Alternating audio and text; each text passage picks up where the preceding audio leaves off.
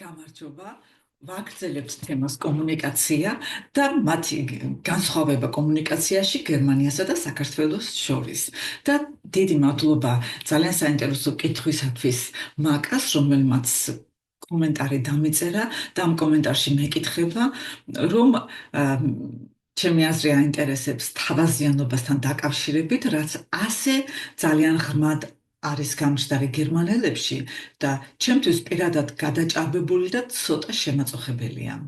პირადად ჩემი აღქმის პრობლემაა, რომ ამას გადაჭარბებულად ვიღებ თუ ზოგადად ბევრს აქვს ეს პრობლემა. ძალიან საინტერესო კითხვაა, დიდი მადლობა მაკა და დამისვით კითხვები, იმიტომ რომ მე აი ასეთ მნიშვნელოვან თემაზე ალბათ არ ვისაუბრებდი და მიგვირს რომ არ გამიმახვილდა აქამდე ყურადღება.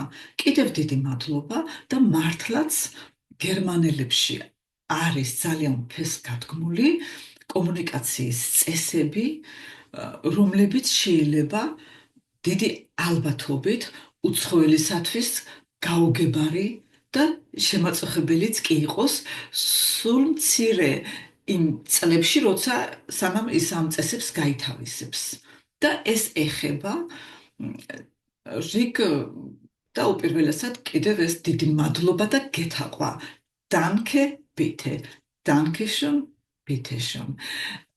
ეს ცნობილი სიტყვები გამოიყენება გერმანელებში ყოველდღიურად, ბევრჯერ, ყველა სიტუაციაში, ოჯახში, სამსახურში, ან როცა ყიდულობთ სუპერმარკეტში, იქაც Danke schön, bitte schön. და კიდევ მერე მოყვება გისურვებთ schönen Tag და Ihnen auch Danke schön და აი ესე სასიამოვნო დღეს გისურვებთ თქვენს ასევე და მე შემიმჩნევია, როცა საქართველოში ვარ, რომ იგივე კომუნიკაციას გაუცებით იღებს სუპერმარკეტის კასასთან დგომი. შეიძლება ყველა შემთხვევაში ესე არ არის, მაგრამ მე ჩემთან ესე იყო. იცით, ეს თავაზიანობა მართლაც ძალიან არის ფეხგადგმული და მოდით მე თქვენ აგიღწევთ მოკლედ საშობაო შობის საღამოს სიტუაციას ოჯახში, რომელიც მე ვფიქრობ, ყველა გერმანულ ოჯახში ერთნაირად მიმდინარეობს. რიგი გარემოებების გამო რამდენიმე შეპირებული ვიდეოს ჩაწერა ვერ მოვახერხეთ, თორემ ეს უკვე გეცოდინებოდათ.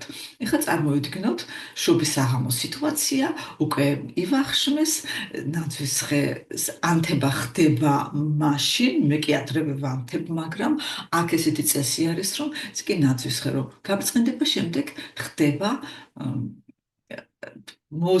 ნაძვისხესთან საჩუქრების, რომლებიც არის ნაძვისხის ქვემოთ დადებული, შეფუთული ლამაზად. და ეს იყო ჩემთვის აღმოჩენა, როგორი რუდონებით და ლამაზად ფუთავენ აქ და მათი გახსნა. თქვათ ესე იგი მიიღო ერთმა საჩუქარი გახსნა და წერია ვისგან არის, იმ საჩუქარს აუცილებლად კარგად დაათვალიერებს, ჩვენთან ეს მიღებული არ არის, რომ მაშინე გახსნა და კარგად შეისწავლოს საჩუქარი. აქ კი ეს აუცილებლობაა და აი ამ საჩუქარს მაგალითად წიგნია. შეატრელებში მოატრელებს გადაშლის წინა სიტყვეობას გადახედავს და ამ დროს მთელი საზოგადოება ელოდება და აუცილებლად რაღაც პოზიტივ სიტყვის ამ წიგნზე რომ ან საინტერესო, ან რომ ელოდებოდა, ეხლა დიდ ესენი პირფერები არ არიან, ისე რომ აი საჩუქრების მიღებაშიც არ არსებობს გადაჭარბებულად გამოხატონ ემოცია, მაგრამ სულ მცირე იტყვის საინტერესოა და შემდეგ ადგება, აქ ესე არის ჩემ ოჯახში ესეა მიღებული, რომ ამ საჩუქრისათვის აუცილებლად ყველას გადაეხოვა და მადლობას გამოცხადებს. და აი ამიტომაც თქვენ წარმოედგინეთ, რამდენი მეტი წევრიც არის ოჯახში, ჯერ ერთი დაიწყებს საჩუქრების გახსნას და თქვათ იმ 4 და 5 წევრს, ყველას ეს მადლობას გადაუხდის, შემდეგ მეორე და ეს არ ხდება ქაოტურად, არამედ აბსოლუტურად დალაგებულად და ვინ ვინ არის რიგში, ესეც ხდება რა ჯერ შენ და ძალიან ჰარმონიულად. ძალიან მიყვარს ეს შობის საღამოს ტრადიცია და ეხლა ჩვენ ჯერ პატარასაც ოჯახი ვართ, მაგრამ ჩემი ქნიშვილებიც ყოფილან და იმის მიხედვით თუ რამდენი წევრია, რასაკვირველია, საკმაოდ დიდხანს გრძელდება და ასევე დაბადების დღეზე საჩუქრის გახსნა ხდება და მისი დიდი მადლიერების მისდამე დიდი მადლიერების გამოხატვა. როგორც თქვი, ეს მადლობა და გეთაყვა ყველგან ხდება, მარტო ოჯახში არა და მე შემჩნეული მაქვს ბავშვებს როგორ ასწავლიან, რომ ეს სისხლსა და ხორცში იჯდეს. პატარა ბავშვი, თქვათ 3 წლის ასაკში და ძმამ, ან პატარა დამ, ან ძმამ, ან ვიღაცამ რაღაცა მიაწოდა. და ბავშვი იღებს ამას და დედა ძალიან წყნარად ეუბნება მადლობა ახსენებს, რომ მადლობა უნდა გადაუხადოს. იცით, ეს შეიძლება იყოს ძალიან უმნიშვნელო რამე. წარმოვიდგინოთ, რომ ბავშვის ხელში ბუშტი უჭერია და ეს ბუშტი რაღაც ზემოთ აფრიალ და კარადის თავზე იქ ბავშვი ვერ შეწდება, თქვენ იქ დგეხართ, ჩამოუღეთ ეს და ბავშვმა სიხარულით მიიღო და მის ასაკში კი თუ მას დაავიწყდა, დედა აუცილებლად მიაყოლებს სიტყვას. დანკე, ესე იგი, მადლობა უთხარიო? და აქედან გამომდინარე, აი ამ კომუნიკაციის წესების შეთვისება ხდება. ჩვენთან მადლობა და გეთაყვა, ეს გეთაყვა საერთოდ არ ხმარობთ, ნუ ჩემ დროს არ ხმარობდით. და თუ ხშირად იტყოდი მადლობას, აუცილებლად გაგიწყრებოდნენ და გეტყოდნენ, ნუ შემაწუხე ამდენი მადლობების თქმით. და აქედან გამომდინარე, ჩვენ მადლობას გამოვხატავდით გაბწყნებული სახით, იმის შექებით, რაც მივიღეთ, სიხარულით, ჟესტიკულაციით და არა კონკრეტულ დაკონკრეტებით. ჩვენთან მიღებულიც არ იყო, საჩუქარი ჯერ შეფუთული არ იყო, მაგრამ როგორც გაძლევდე, რომ დაინახავდი, არ ეთვლებოდა კარგ ტონად, რომ შენ მაშინვე მას უნდა გავემეორო, როგორც მაქაკრეფილი, დატაკებოდი, გაგეხსნა და ის სუსტრაფობა გამოგეჩინა.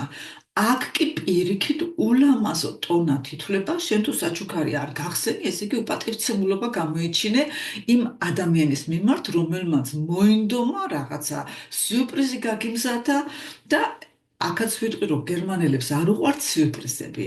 აპოლონი და არტემისი და ისინი არიან წამყვანი არქეტიპები, სხვა არქეტიპებიც არიან მართალია, მაგრამ აი მათ წესრიგს ემორჩილება მთელი ქვეყანა.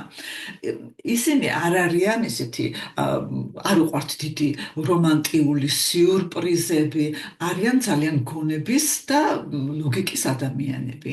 ამიტომ აქ მიღებულია, რომ წინასწარ ჩაეკითხო მას რა უნდა. არაფრის დიდებით არ უნდა აჩუქოს სუნომა, იმიტომ შეიძლება სუნი არ მოეწონოს, რა იცი შენ მას რა სუნი უნდა. და სამკაულთან დაკავშირებით კი დიდი სიფრთხილეა საჭირო და ყოველ შემთხვევაში უნდა შეინახო ის ქვითარი, რაც მოგცეს, ვაი თუ სულ არ მოეწონოს.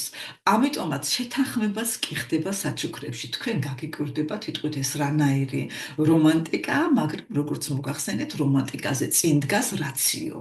აქ ეს ქართულ გარემოში ჩვენ რადგანაც აი ამ მადლობას და გეთაყვას ისე ხშირად არ ხმარობთ, როგორ არა ჩვენ ვართ მადლიერები, ჩვენ ვამბობთ მადლობას, მაგრამ იცით, ეს არ ისმის როგორც გერმანულ კომუნიკაციაში ისე ხშირად. მე მახსოვს, რომ სანამ ენას კარგად ვისწავლიდი, ეხლა უკვე ვეღარ ვამჩნევ. მაგრამ აი დასაწყისში, როცა მე ვცდილობდი, რომ მოსმენით სწავლოს, სულ Danke schön, bitte schön. Danke bitte. ესე იგი, სულ მესმოდა და აქედან ვიცი, რომ ძალიან ხშირად წარმოითქმება. ხანდახან ჩვენი გადმოსახედიდან და არა მარტო ჩვენი გადმოსახედიდან, იმიტომ რომ ძალიან ბევრ ქვეყანაში არ არის ესეთი წესები, ეს ცოტა გადაჭარბებულადაც კი ჩანს, ან შეიძლება კარგად გადაჭარბებულად. და როცა მე ახლა პირადად ჩემს გამოცდილებაზე გეტყვით, რადგანაც მე გერმანულ სამყაროში მიხდებოდა ყოფნა 99% სულ მცირე, ჩემი ქმრის ოჯახთან კოლეგები გერმანელები იყვნენ, მეზობლებიც და იცით, მე როგორც ძალიან მადლიერი ადამიანი ვარ, მაგრამ აი როგორც გავიზარდე, რაღაცას მიმართ აღტაცებას რომ გამოვხატავდი და აქაც ზომიერად ძალიან რა კარგია როგორ მომწონს. მეგონა დასაწყისში რომ ამით ის მადლობა ნათქვამია და ჩემი ქმარი ყოველთვის დასაწყისში შემახსენებდა ხოლმე ჩუმად. იმიტომ რომ მას მოხდა რამდენიმეჯერ ეტყობა თვალში, რომ მე ეს სიტყვები ისეთი გარკვეულობით, ესე იგი ფორმით არ გამოვხატე, როგორც მიღებული იყო. და მე ძალიან ვცდილობდი, ჩემ თავს ვაკონტროლებდი, რომ ჩემი მადლიერება არა მარტო განწყობით, შექებით ის, რაც მივიღე, გამომეხატა, არამედ კიდევ ეს სიტყვები აუცილებლად და დანქეს, რომ გეუბნებიან, ეუბნები ბითეს და აი რადგანაც ჩვენთან გეთაყვა ეს არ იხმარება, აი აქაც კონტროლი მჭირდებოდა პირველ წლებში და თუ დაღლილი ვარ, თუ რაღაცაზე გადართული ვარ, არ გამოვრიცხავ, რომ ის რაც ამდენ დასაწყისში 10 წლეულები არ ავითვისე და შემდეგ შევიძინე, შეიძლება რომ რაღაცა კუთხით გამომრჩეს, რაც აქ აღიქმება ულამაზო ტონად.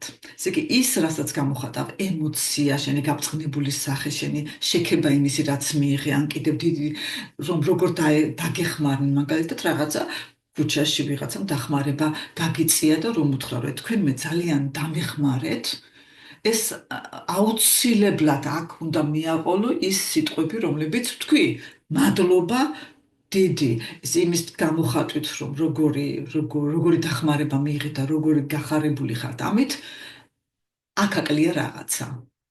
და ეს შეიძლება იყოს დასაწყისში გაუგებრობის გამომწვევი, რადგანაც თუ ამ სიტყვებს არ წარმოთქვამ და აი ამ ფორმაში არ ჩასვამ, ითვლება, რომ შენ იმ დახმარებას თუ იმ სიკეთეს არ აფასებ ისე, როგორც მოელიან, რადგანაც აქ უკვე ისე აქვს ბავშვობიდან უკვე გათავისებული, რომ იქ ყურს აკლია აი ამ სიტყვების მოსმენა. და აი მე ვფიქრობ, რომ მაგამ ეს იგულისხმა და საერთოდ კომუნიკაციაში აქ მიღებული არის, რომ პოზიტიური კომუნიკაციის წესები, მე ვფიქრობ, რომ აქ შეიძლება უკვე სკოლაშიც და ეგეც ვფიქრობ, რომ აქაურ სკოლებსაც ვაქებ ამ კუთხით, რომ ვიცი, რომ ამ თემაზე მუშაობენ მოსწავლეებთან, შეიძლება ყველა სკოლაში ეს ასე არ არის, მაგრამ პოზიტიური კომუნიკაციის წესები არის, რომ ჩვენ ვამბობთ, ესე იგი, მეთი ვიწყებთ, მე მაგალითად მომწონს, მე ეს არ მომწონს, ეს ჩვენ არ ვეუბნებით, რომ ეს შენ გამოიწვია ის, რომ მე მაგალითად ეხლა ესე ვგრძნობ თავს, არამედ მე ნაწყენი ვარ, რადგანაც შენ აი ეს მიმართვა, ან თქვენ თუნდაც და გერმანიაში არის ეს თქვენობით მიმართვა, ასევე აუცილებლობა თუ არ შევთანხმდით შენობით მიმართვაზე. მე ვფიქრობ, საქართველოშიც დაახლოებით ესეა, მაგრამ აქ კიდევ უფრო ცოტა მე მგონი უფრო გამკაცრებული არის ეს. ჩვენთან, იცით, აქ ერთი და იგივე ასაკის ადამიანებიც თქვენობით მიმართავენ თუ არ შეთანხმდნენ, რომ კომუნიკაცია უნდა იყოს შენობით. ჩვენთან, როცა ასაკით ცოტა უფროსი ადამიანი, მაშინ მიმართავთ, მაგრამ ბავშვს ვეუბნებით უფრო შენ, თუ ეხლა ასე არ არის, უნდა დამიწეროთ. და აქ სულ ერთია ბავშვთანაც მიმართებაშიც, თინეიჯერთან მიმართებაშიც ვიყენებთ ყველგან თქვენობით ფორმას და ამას ამბობენ, რომ ამით ჩვენ ასევე თავს ვიცავთო, რადგან ლანძღვაზე გადასასვლელათო შენობიდან, თქვათ, რაღაცა ულამაზო სიტყვა უთხრა, გადასვლა უფრო იოლია, ვიდრე თქვენობიდანო. დანიაში ეს ასე არ არის, მარტო დედოფალს და მეფეს მიმართავენ თქვენობით და იქ უფრო უშუალო არის კომუნიკაცია და იერარქიაც ასევე სამსახურში, რომ ესე იგი შეფი დგას ზემოთ, იქ ასე არ არის, ეს იერარქიები არის ძალიან ერთ დონეზე და გერმანიაში ეს მაგალითად თუ კოლეგა გახდა შეფინია, უკვე იცვლება ურთიერთობა და ეს მე გამოვცადე მას და შენ შორის თუ მანამდე იყო ძალიან უშუალო კოლეგიალური ურთიერთობა. თუმცა ეს ალბათ ინდივიდუალური არის და დამოკიდებულია უფრო ადამიანზე. კიდევ რაც თვალში მხვდება კომუნიკაციაში, განსხვავება, რაც არის ჩვენთან კითხვებს არ სვამენ, ძალიან მალე გადადიან დათანაშაულებაზე. რასაკვირველია, ყველა არ ეგულისხმება, მაგრამ სოციალურ ქსელში თუ ჩაიხედები, ვიღაცის რაღაცა არ მოეწონება და უკვე შეტევაზე გადადიან. აქ უმეტესად, აი ძალიან მცირე გამონაკლისის გარდა, ჯერ დაგესვამენ კითხვას, მან სწორედ გაიგო თუ არა, რაც თქვი. და ეს არის იმისგან დამოუკიდებლად თუ შემოუცხოელი ხარ თუ გერმანელი ხარ. ესე იგი, რაღაცა შანსი გეძლევა, რომ შენი ნათქვამი სხვანაირად ჩამოაყალიბო. მე მოგახსენებთ ერთ ჩემს ძალიან საინტერესო ექსპერიმენტზე. აი ამ პანდემიის დასაწყისიდან, რადგანაც დრო მქონდა, გადავწყვიტე, რომ გამეკეთებენ ესეთი ექსპერიმენტი, როგორც გერმანულ, ასევე ქართულ სოციალურ ქსელებში, რაღაცა რაც თემა იყო და ვიცოდი რომ მაშინ ამ თემას არ დაბლოკავდნენ, როგორც ეხლა ცუკერბერგმა განაცხადა, რომ ხდებოდა რიგი თემების საერთოდ დაბლოკვა, ესე იგი ისეთ რაღაც თემაზე, ან პოლიტიკასთან მიმართებაში, ან რაღაც სოციალურ პრობლემაზე, რაღაცა ცოტა, იცით როგორი კონტრა პოსტებს წერდი. ხა ჩემი პოსტები ყოველთვის იყო თავაზიანი, მაგრამ ცოტა მაპროვოცირებელი, ცოტა კონტრა. და მივიღე ასეთი შედეგები. გერმანულ სოციალურ ქსელში და კერძოდ ინსტაგრამზე წერდი გერმანულად და ქართულ სოციალურ ქსელში Facebook-ზე. ჩემ და გასაოცრად იქ ხან 3000 მოწონება ჰქონდა ჩემს, ასე ვთქვათ, ცოტა მაპროვოცირებელ პოსტებს, რაც მე ძალიან მიკვირდა. მე ისე მივეჩვიე, რომ ჩემი მეუღლე რომ სახში მოდიოდა, მე ვაჩვენებდი, ანუ გზავნდი პოსტს, აი ნახე, ესე იგი, მე მეგონა რომ ხალხი გამაკრიტიკებს და ნახე, 3000-ზე მეტი მოწონება აქვს და ერთიორმა დამეწერა, რომ არ ვეთანხმები, ან ეს რაღაც ისეთი არ არის ლოგიკური უმზინ, როგორ თქვა, ზუსტად არ ვიცი, აი ასეთი რამე. არც ერთი შეურაცხყოფა არ მიმიღია. ქართულ სოციალურ ქსელში ვიყავი ბევრად თავშეკავებული. და იცით, მივიღე უამრავი ბრალდებები. ბრალდებები კი არა, აი ერთი რაღაც საჯარო პოსტის ქვემოთ რაღაცა ვიდეოზე იყო ლაპარაკი. ჩემი აზრი ისე დავწერე, რომ ვიფიქრე, ეხლა ეს აქ არაფერი მაპროვოცირებელი არ არის, ალბათ ჯობია წავშალო მეთქი. ერთ კვირაში ვიღაცა შევიდა, აქ ნახა ეს ჩემი კომენტარი, გადმოვიდა ჩემს გვერდზე. და მე ჩემი ეს პატარა ვიდეოები მქონდა და მაშინ მქონდა დაპოსტილი ჩემი ფისო ლუსი, ჩემი ბაღის ფონზე. ეს დასკრინა ეს ყველაფერი, დადო სადღაცა ჯგუფებში ამ ხალხს საშინელი რაღაცა ბრალდებებით. წარმოუდგენელი, ეს ახლა ყველაზე რადიკალურ მაგალითს გიყვებით. და ძალიან ისეთი ძაფრი კომუნიკაცია მქონდა მე ამ პიროვნებასთან და ეს ყველაფერი შენახული მაქვს, იმიტომ რომ ძალიან გავუცდი, საერთოდ ვერ წარმოვიდგენდი, პირადში ხალხი მიწერდა რაღაც წარმოუდგენელ რაღაცებს და ვერ ხვდებოდი რა ხდებოდა. სანამ კარგად რომ დავფიქრდი რა გამოხდა აი ამ ბოლო დღეებში, ეს პოსტი მოვძებნე, შევედი და მივყევი ვინც დამიკომენტარა მათ და რას ვხედავ, რომ თავიანთ გვერდზე უდევთ ჩემი ფისო ლუსი, ჩემი პროფილის სკრინები და ხალხს აკეზებენ, ესე იგი ბულინგის ფორმა არის ეს, რომელიც არის დასჯადი და ძალიან ვისურვებ, რომ აქ ყოფილიყო ეს ქალბატონი.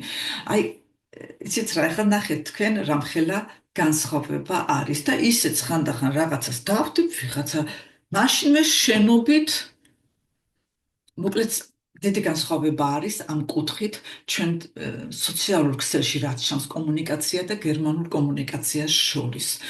მე ვიცი რომ ყველა ცდილობიანი ადამიანი არის თავშეკავებული და ისინი მე ვფიქრობ დაახლოებით არის აი ჩემი შეფასებით სულ ერთი მესამედი ხომ იქნება ცდილობიანი ადამიანი, იმიტომ რომ რასაც ვხედავ ძალიან ბევრი არის.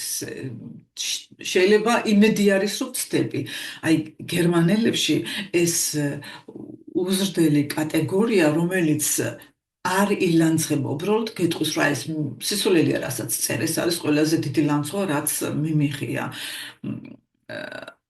ის არის დაახლოებით 1/1000 და მე ვფიქრობ რომ აი აქ არის მენტალიტეტის საკითხი ნაკლებად, მე ვფიქრობ ახსნის საკითხი არის, იმიტომ რომ თუ ჩვენ შვილებს კარგად აღვსდით, ისინი ვინმეს გააკრიტიკებენ, მაგრამ ამ გააკრიტიკებას უნდა ფორმა ჰქონდეს.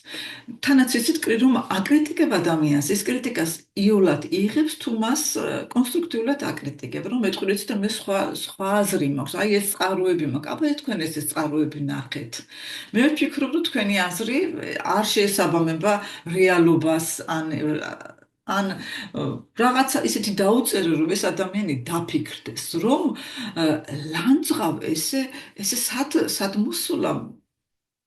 მე გაოგნებული ვარ, მაგრამ იცით რა საინტერესოა კიდევ შედარებები, აი აქ კანონებიც ხარს უჭერს აი ამ ტონის დამკვიდრებას, ცდილობიანი ტონის დამკვიდრებას და არსებობს 198 მუხლი, რომლის მიხედვითაც პიროვნების შეურაცხყოფა და გერმანიაში და იმედია საქართველოშიც გახდება ეს კანონი, იმიტომ სხვანაირად წარმოუდგენელია, რომ აი არსებულ სიტუაციას მოევლოს. ესე იგი, პიროვნების შეურაცხყოფა რიგითი მოქალაქიდან დაწყებული პოლიტიკოსით დამთავრებული ისჯება 1-დან 3 წლამდე თავისუფლების აღკვეთით. პოლიტიკოსის 3 წლამდე, 1 წლამდე რიგით მოქალაქეზე. და გარდა მაგისა, მასთან ახლოს ძალიან გრძნობიარე ჯარიმები 1000-დან 10000 ევრომდე. მე თქვენ მაგალითებს გეტყვით, აქ ეკონომიკის ministrs ერთმა პენსიონერმა დაუპოსტა ესეთი მემი, გააზიარა, მან კი არ შექმნა. იქ ესეთი ფირმა არის Schwarzkopf Professional და მან მისი ფოტოთ ამემეში იყო ის მისი სახე, მისი ფოტოსურათი და Schwarzkopf-ის მაგევრად იყო Schwachkopf. ესე იგი, Schwachkopf ნიშნავს სუსტი აზროვნების მქონეს. რაღაც 6000 ჯარიმა 6 საათზე დაადგნენ თავზე და მისი კონფისკაცია გაუკეთეს მის კომპიუტერს. თურმე მე აღმოჩნდა რომ ამ ეკონომიკის ministrs რობერტ ჰაბექს 800-ზე მეტი განცხადებები აქვს შეტანილი მათ წინააღმდეგ, ვინც სოციალურ ქსელებში მასთან სულელად ან ისეთი დამამცირებელი ფორმით მოიხსენიებს, რომ ამით მისი რეპუტაცია ილახება. საგარეო საქმეთა მინისტრი ანალინა ბერბოქს კი 500-ზე მეტი და ესენი არის ერთი თვის წინანდელი მონაცემები, ხლა აღარ გადამიხედია.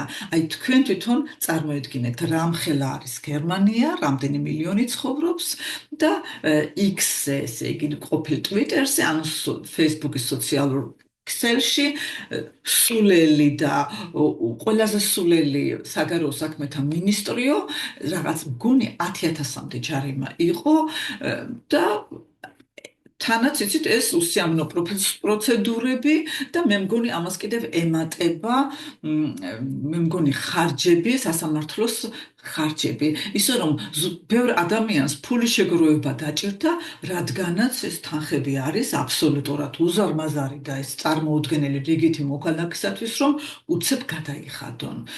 და მე ვფიქრობ, რომ მარტო აღსა და მენტალიტეტი კი, მაგრამ აი ეხლანდელ სიტუაციაში მიუხედავად იმისა, რომ ეხლა ვიცით თქვენ აი ეს ორივე ამ პიროვნების მიმართ, მათი პარტიის მიმართ, წანეების პარტია კრიტიკულად ვარ განწყობილი, მე ვფიქრობ, რომ რომ ცდილობა ყველგან საჭირო არის, ასევე იმ ადამიანების მიმართაც, რომელთა პოლიტიკურ კურსს ჩვენ არ ვეთანხმებით და ან კიდევ რომლებსაც მართლა ვფიქრობთ, რომ ისინი ქვეყნის ინტერესებს აზიანებენ, რაც ამ შემთხვევაში ნუ ხალხი ამბობს, რომ ფაქტები დასტურდება, მაგრამ შეურაცხყოფის უფლებას კანონი არ უნდა გვაძლევდეს. მარტო როგორც ჩანს, ჩვენ სინდისზე და აღზრდაზე არ უნდა იყოს მონდობილი.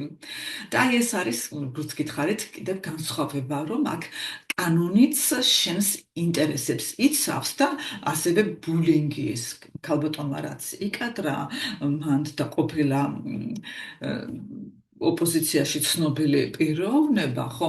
აი ესე იგი, აი აქაური მოცემულობით იმდენი მასალები, სიტუაცია ესეთი ცხადი და აშკარა იყო, რომ აუცილებლად და მე იმასრიც ვარ, რომ მარტო კარმას არ უნდა ველოდოთ და ენერგია თავის პასუხს აბრუნებს მართალია, მაგრამ ჩვენ ხომ კანონიერ სახელმწიფოებში, იმიტომ გვინდა ცხოვრება, რომ სახელმწიფომაც თავისი ჩვენი ზღვრები დაიცვას და აი ამ შემთხვევაში ეს არის ძალიან დიდი განსხვავება გერმანიაში. კანონი იცავს ჩვენს ინტერესებს, ჩვენს ზღვრებს შეურაცხყოფისაგან, ბულინგისაგან და ფიქრობ, რომ ეს არის ძალიან დადებითი. ისე რომ ამ ცდილობასთან, გადამჭარბებულ ცდილობასთან მიმართებაში ფიქრობ, რომ ბევრ ქართველ ადამიანს დასაწყისში ალბათ შემჩნეული იქნება და შეიძლება ეხლა ვინც ეხლა ახალი ჩამოსული არის გერმანიაში და შემთხვევით ჩემ ვიდეოს ნახავს, აი ამაზე კიდევ უფრო მეტი ყურადღება გაამახვილოს, იმიტომ დასაწყისში მოგდის ის შეცდომებიც არ ქვია. როცა ჩვენ სიტუაციას არ ვიცნობთ, ჩვენ და